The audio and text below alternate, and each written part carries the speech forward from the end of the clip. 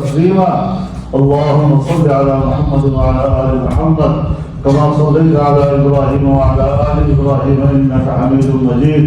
اللهم بارك على محمد وعلى آل محمد كما باركت على إبراهيم وعلى آل إبراهيم إنك حميد مجيد. قال النبي صلى الله عليه وسلم: عليكم بسنتي وسنة الخلفاء الراشدين المهديين، تمسكوا بها وعضوا عليها بالنواجذ. وقال النبي صلى الله عليه وسلم: أرحم أمتي بأمتي أبو بكر، وأشدهم في أمر الله عمر، وأصدقهم حياء الرحمن، وأقواهم علي رضي الله تعالى عنهم وعن جميع الصحابة والتابعين والسلف الصالحين والأئمة المجتهدين.